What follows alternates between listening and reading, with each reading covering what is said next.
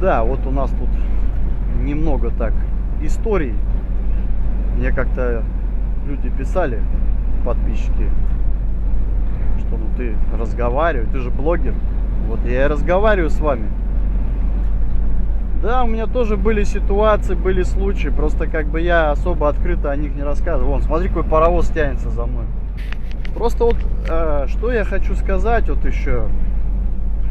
Дорога вообще сама по себе, вот как бы, ну, я вот как водитель уже не первый день работаю, она нервная.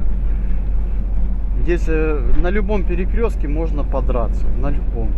Вот, случайно чел тебя подрезал, ты просто вот окно открыл и крикнул, ты там такой-сякой. Все, закусились, остановились, начали выяснять отношения, деретесь. Что дальше? Вот. Ну а я вот как бы мое личное мнение, скорость, скоростная езда — это не опыт и не стаж, это глупость по мне, вот и все.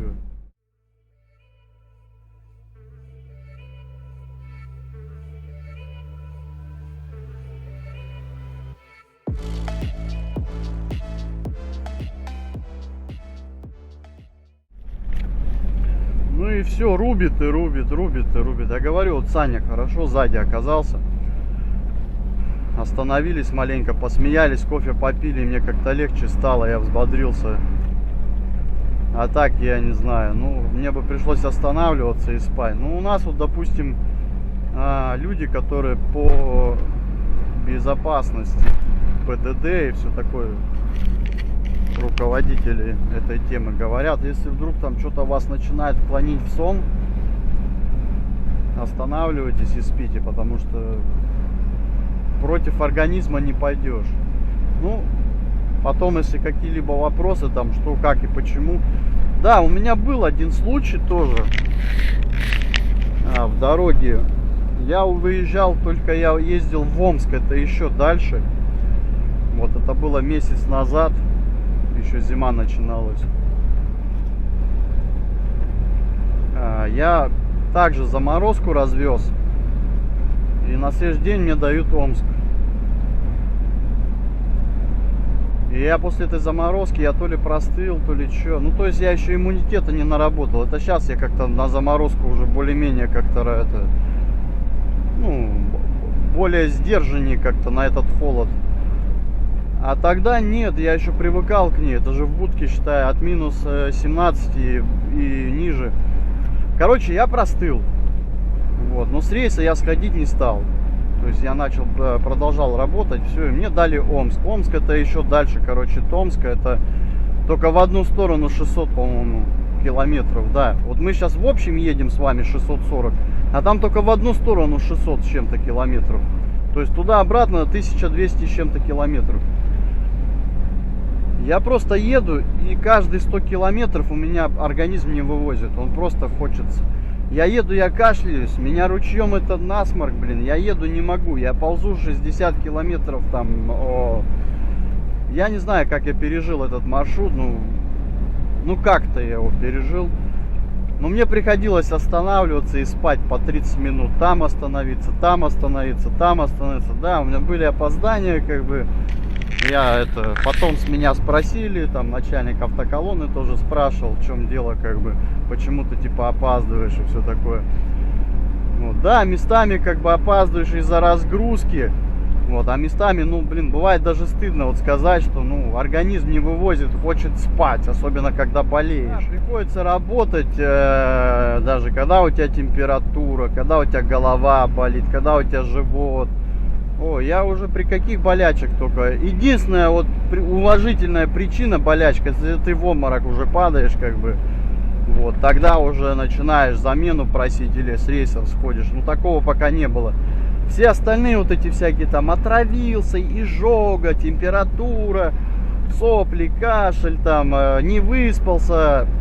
Это не канает здесь вообще в моей работе. Вот сколько я работаю за рулем.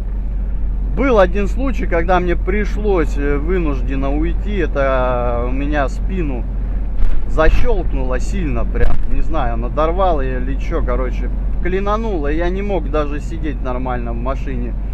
с острой болью. Поэтому, но это я еще на автобусе работал в то время. А так вообще пофиг, температура, не температура, я говорю, у меня вот я начинал здесь, когда работать, у нас, ну, столовых-то нормальных особо нету, в автомате приходилось брать вот эту еду, фастфуд я ее так называю, там блюда вот эти всякие, салатики, картошечка, которые могут и по день, и по два стоять, там, в автомате берешь вот это. И один раз я взял картошку по-французски. Думаю, ну так, с голодухи, что-то как-то кушать захотелось. Да, я съел, все здорово. Но ночью, как у меня началась вот эта изжога, головокружение, тошнота. Я бегал, меня полоскало, ё-моё. Вот на работу вышел, первый день называется. Ну, не первый день, я имею в виду, первая смена была. Завтра мне в город, ё-моё, а меня полоскает. Я не могу спать нормально. Только лягу, голова кружится. О, это какой-то кошмар. Ну, благо у меня как бы с собой есть таблетки кое-какие. Ну, от живота, от изжоги. Ну, я вроде и выпил все. Но пока меня хорошо не прополоскало, лучше мне не стало, короче. Ну, ничего. Хорошо, выдержал все это, как бы. Поехал, все, вроде больше не полоскал, он начал, вот эта изжога на весь день. И знаете, такая изжога была,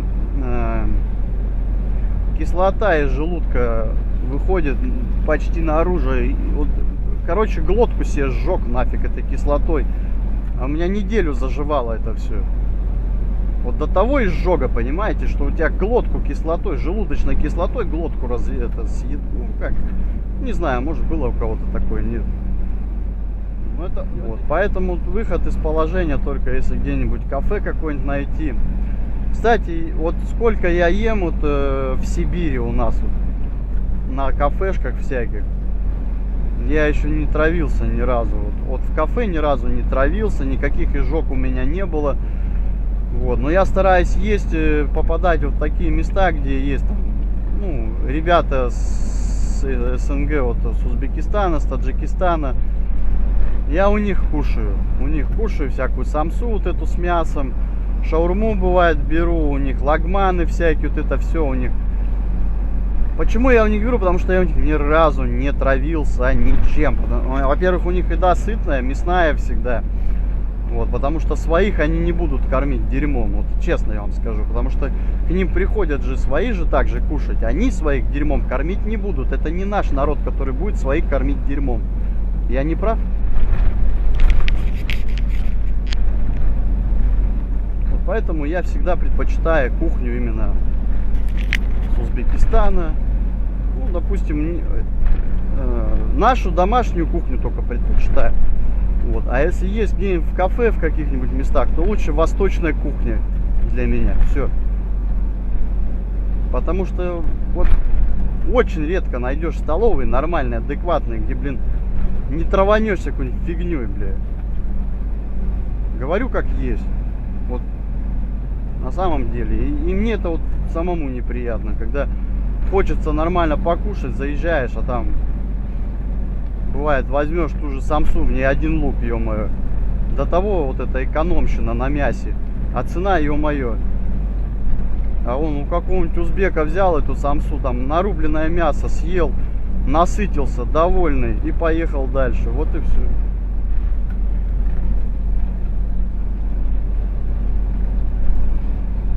Ну а вот если взять город вот это, даже Новосибирск, да. Ну, благо есть там торговые центры, но они же не прям везде. Вот. Взять торговые центры. Хорошо, там есть туалет. А если ты, допустим, где-то далеко от торговых центров, но в городе, были периоды, моменты, когда я работал на легковых машинах тоже.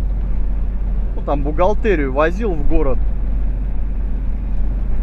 И ну просто туалетов не находилось. И я не знаю, до того приходилось там вытерпливать, что уже бежишь, он куда глаза глядят, это капец какой-то, я не знаю.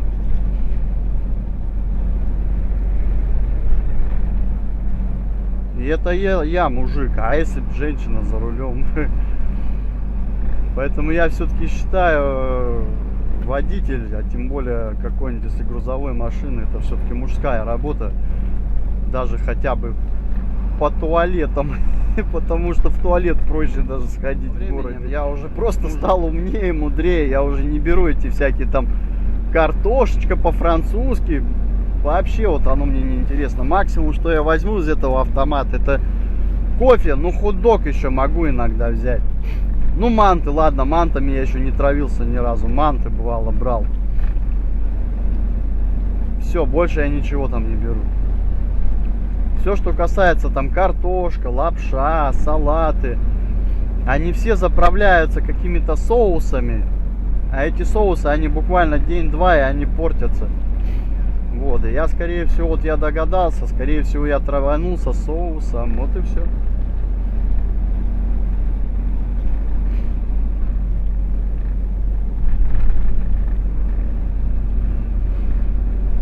Вот такая вот у нас работа. Бывает, все, что найдешь, то и ешь, а как иначе? Голодать нельзя, потому что у нас работа, помимо как умственная, у нас мозги должны работать. У нас она еще и физическая работа. То есть, допустим, просто если рулишь, да, за рулем, это дело одно, а другое дело, я же выхожу, бывает, мне приходится палеты и толкать, и вытаскивать самому, подстраховывать. Это везде нужна сила, это нужен вес. Если у меня не будет веса, я буду дистрофик, то какой я не смогу ни палет не вытолкнуть, ни это. Ну, сами понимаете, короче. Далеко с такой массой и силой не уедешь.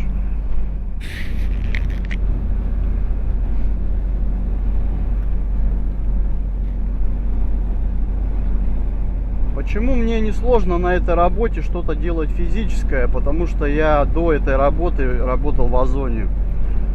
Работал в Озоне, развозил ПВЗшки, пункт выдачи заказов.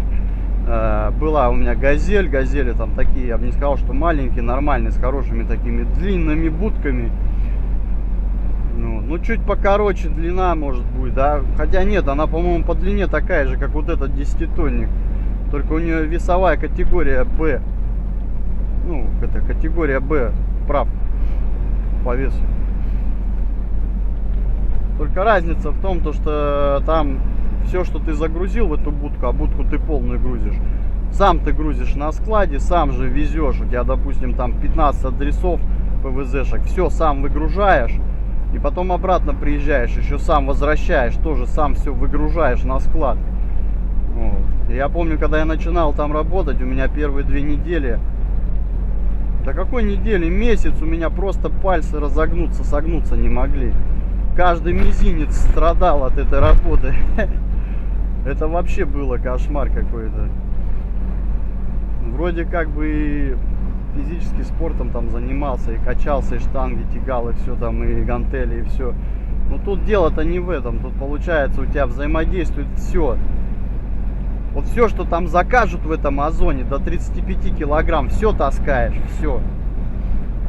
И мебель бывает даже, и всякие вот эти тележки, каталки. Помню, тележки эти, они разобраны, вот эти трубки, они постоянно из этого целлофана вылетают, тебе по пальцам, по ногам, бам-бам. Весело было, помню, вообще весело. Все пальцы себе поотбивал.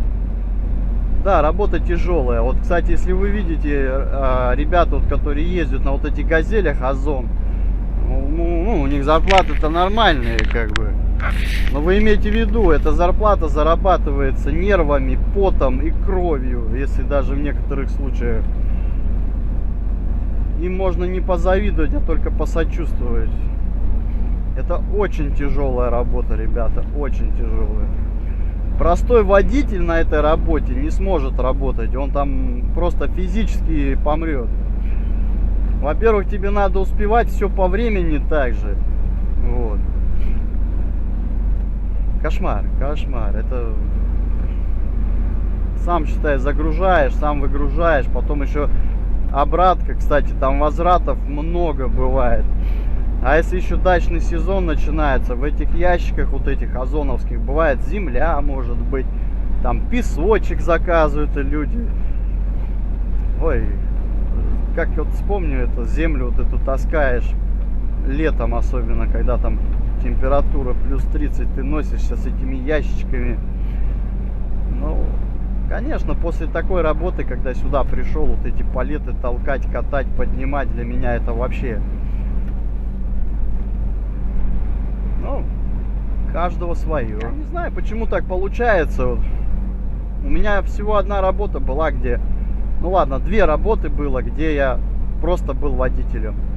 Это на автобусе на служебном я работал. И вот на университете я работал, бухгалтерию возил, был персональным водителем, как бы возил преподавателей, бухгалтерию. Вот. Все остальные работы водителем у меня были водитель-экспедитор, так сказать... Да, водитель-экспедитор в большей степени, где тебе самому приходилось даже участвовать. Вот так вот. И начиналась моя работа, наверное, самой тяжелой работы. Работал я на 4-тоннике тоже. Возили мебель в экипаже. То есть дают тебе экипаж. То есть ты вот водитель-экспедитор, и тебе дают экспедитора. Вы оба экспедиторы. И развозите мебель по всей области Новосибирской. Допустим, где-то от 15 бывает там до 20 адресов. Мебель, кстати, не собранная, она разобранная. Там шкафы вот эти, все, она в картоны запакованная. Бывают шкафы разобраны килограмм, там вес чуть не 100 килограмм. Вот. Ну, так как я занимался тяжелой атлетикой, какая вот у меня была техника безопасности, чтобы это все таскать. Я одевал атлетический ремень, затягивал ремень этот, ну, кто занимался, может, или видел, как занимаются пауэрлифтеры. Вот эти ремни, они здоровые такие, кожаные ремни, они всю поясницу тебе закрывают. То есть вот такой ремень я полностью натягивал на себя, и с таким ремнем я таскал те же тяжести. Вот, ну, у меня здоровья до того хватало, что я приходил, еще и успевал сходить в спортзал.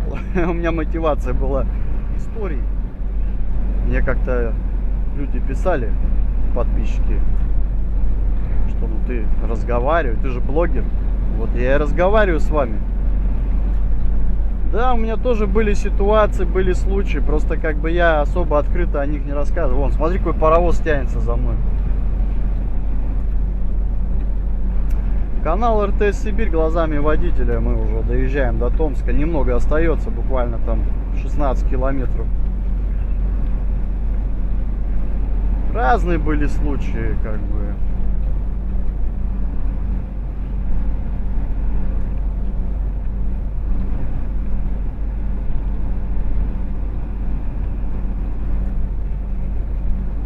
Так как в основном я работал по городу, в основном случаи это все городские.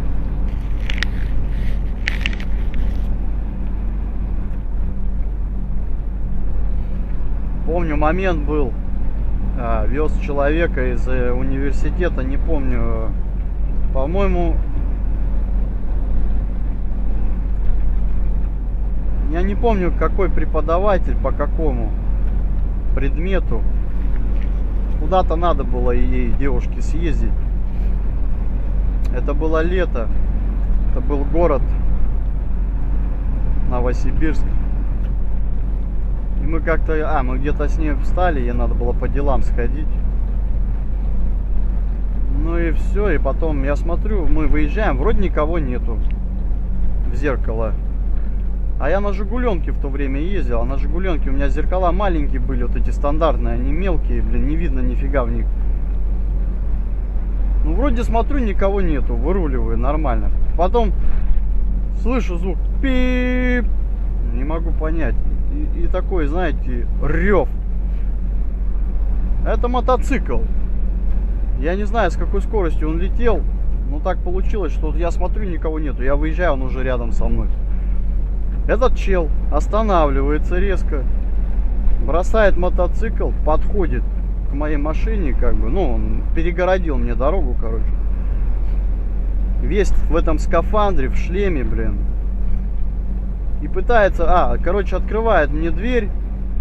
Или я не помню, или что-то ударяет по двери. Я дверь открываю, говорю, ты, чувак, ты что делаешь? Тот вообще невменяемый просто, он агрессивный, типа, вот, да ты смотри, куда ты едешь, да. Короче, ну ты сними шлем, ну, поговорим нормально, что ты. Ну, во-первых, как бы я не стал агрессивничать, потому что я в шоке был, я вообще не понял, откуда он взялся, во-первых. Вот, а во-вторых, со мной сидела девушка, но она была постарше меня, конечно, и я все-таки как бы водитель персональный, вожу людей с НГУ в университете. Вот эти преподаватели, все люди, они как бы такие, ну, спокойные, серьезные, там, кто-то из них прям культурные люди. И что я буду сейчас здесь показывать вот эту драку, быдлятину, вот эту как бы. Короче, я не знал, как вести себя в этой ситуации, как бы, ну, я послушал очень много неприятных слов. В итоге так подумал про себя. Чувак, иди ты в пятую точку, короче. Думаю, ладно. Вышел, смотрю, он мне вроде ничего не повредил. Там как бы псих психом, короче, попался. Думаю, ладно. А сам-то в перчатках там. У него там на перчатках чуть не кастеты. Весь в скафандре, шлем. Я так понял, если ему даже по шлему дать, ты не пробьешь эту башку. Ну, да и тем более, что толком прыгать, если у тебя вот человек, она в шоке. И пугать ее дальше. Моя задача была вот ее привести, отвезти, без всяких приключений. Я думаю, ладно, иди ты нафиг, короче. Что-то попрыгал. Я говорю, ты успокойся, говорю, чувак, ты че? В итоге сел мотоцикл, уехал. Но я эту ситуацию вспоминаю, и, ну, я не знаю, как бы другой бы в этой ситуации себя повел. Да я бы ему маску снял, а бы ему по морде настучал. Ну, да, я тоже, вот я. А вот смотря с какие обстоятельства. На данный момент, вот я еще раз говорю, у меня сидел человек, и я как бы думал не о себе, а все-таки о нас. И о работе. Просто вот, что я хочу сказать, вот еще. Дорога вообще сама по себе, вот как бы, ну, я вот как водитель уже не первый день работаю, она нервная. Здесь на любом перекрестке можно подраться, на любом. Случайно чел тебя подрезал, ты просто вот окно открыл и крикнул, ты там такой-сякой. Все, закусились, остановились, начали выяснять отношения, деретесь. Что дальше? Ты будешь всех, тебе надо всех водителей победить, да? Ты хочешь стать непобедимым? Бессмысленно, понимаете? То есть побеждать здесь не надо никого. Здесь единственное, тебе надо вот как-то пытаться вот от этих аварийных ситуаций уйти, потому что дураков хватает за рулем, как бы. Вот. А драться, ну, я не рекомендую здесь ни с кем драться, потому что это до добра не доведет. Это начнутся вот эти предметы, там, допустим, там всякие там, ну, вы сами понимаете, у водителя бывает под рукой монтажки, да, всякие там палки, дубинки. Ну, хорошо, ладно, ударишь ты, молодец. Как бы нанесешь удар, вырубишь ты человека, хорошо, ладно. Дальше-то что?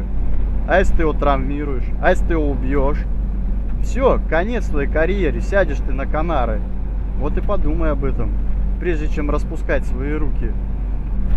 Каждый может подраться, каждый может взять палку и ударить. Ну, в наше время я советую все-таки сначала поговорить. Но если уже не получается, тогда хотя бы, не знаю, постараться выбить это оружие или успокоить, так сказать, агрессивного чела. Но уже на крайний случай придется уже отбиваться, уже чисто защищаться, так сказать, защищать свою жизнь, да? Такое может быть. Но это уже вот в крайнем случае, как бы, когда тебе приходится защищать свою жизнь. Поэтому нету здесь, ребят, еще раз говорю, это рубрика «Глазами водителя». Без красивых сцен, без понтов, без пафоса. Все как оно есть в жизни. Надо рассуждать объективно и быть реалистом. Ты, так сказать, в этом мире не чемпион, не надо считать себя там таким непобедимым. Как-то так. На каждого...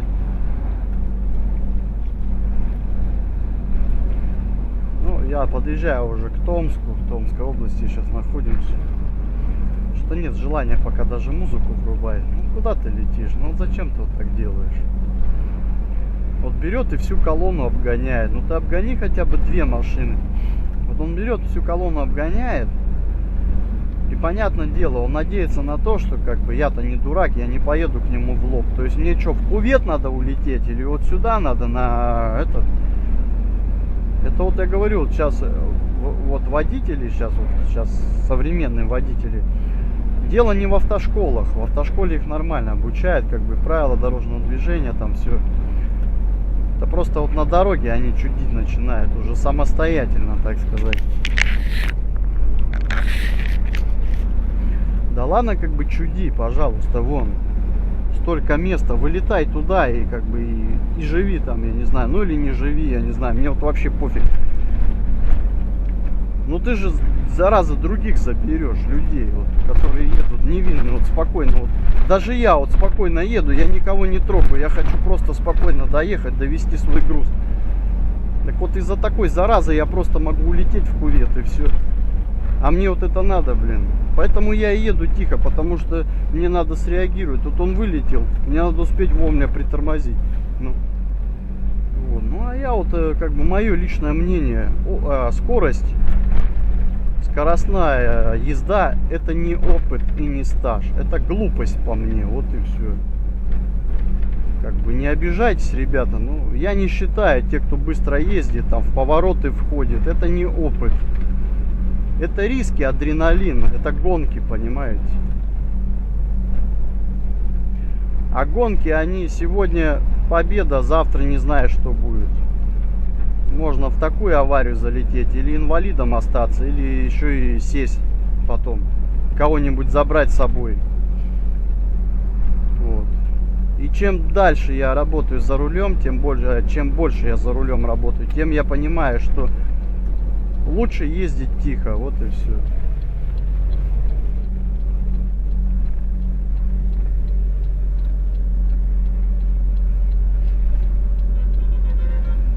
Что ты мне сигналишь?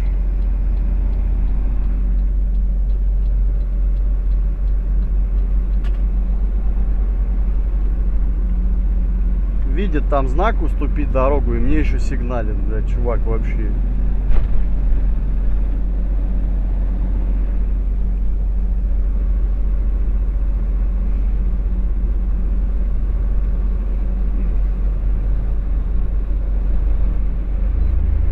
Куда-то торопится. Все не могут куда-то не успеть. Точнее, вечно надо куда-то успевать.